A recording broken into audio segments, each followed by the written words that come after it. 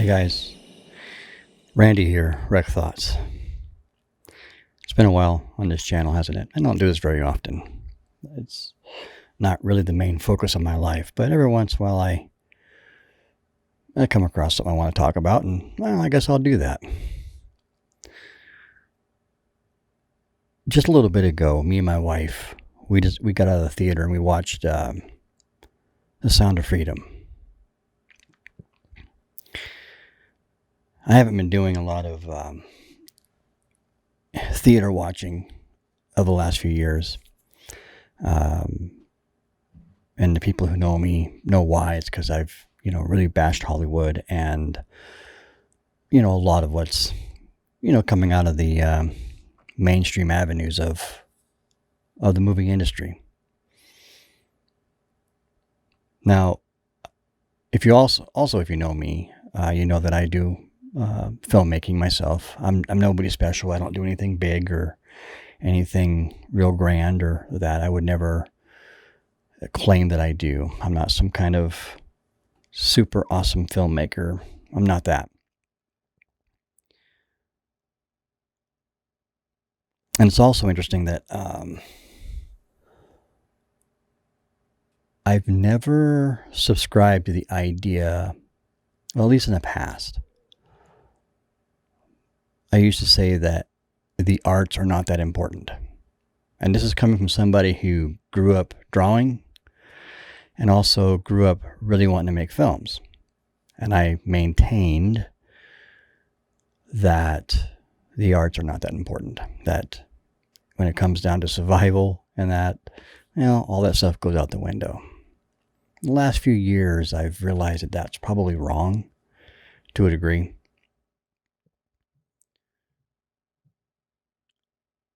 But even kind of changing my mind on that, I still would not say that there are very many important films.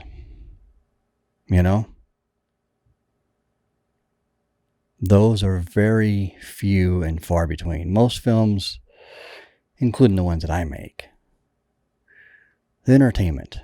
They're not going to save lives or any of that kind of stuff.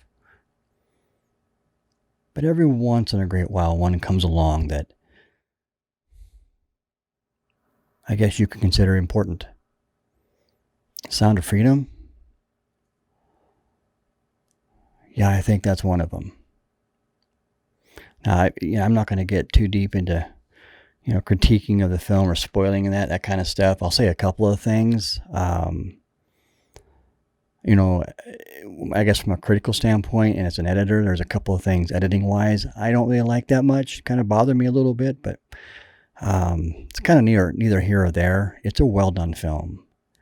And one of the things that really stood out to me was these kids that were in it were amazing. I don't know that online I've seen anybody talk about that much, but these kids were amazing.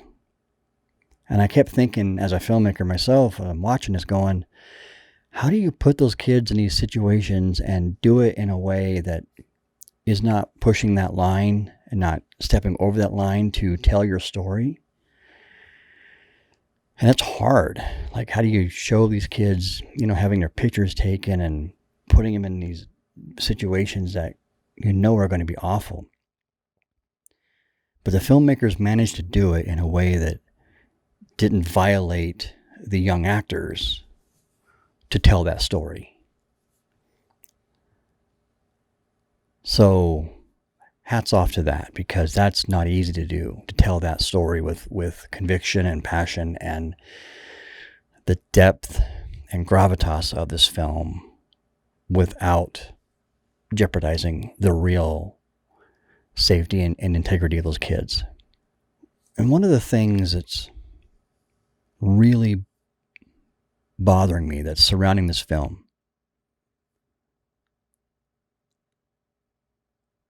a lot of so-called mainstream media, which that's not even accurate anymore, your legacy media, right? Because you're on your way out. And you know it. But a lot of the legacy media types and a lot of online pundits of a certain persuasion, we'll just say. They're trying really hard, and they have been since this film came out, even before the film came out. They're trying really hard to associate this movie with QAnon garbage, which most of that stuff is garbage.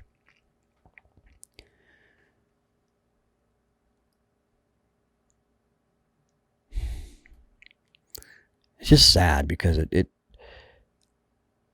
just goes to show the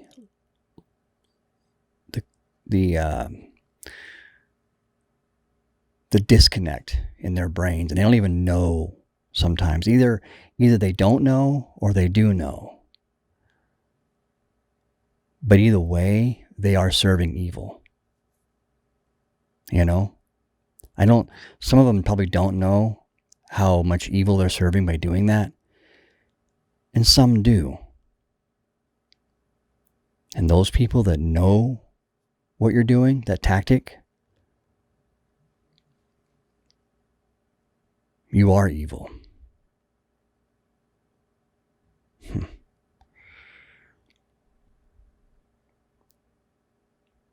So go see this movie. It's an important movie. But if you are the ones that are trying to associate this movie with that garbage,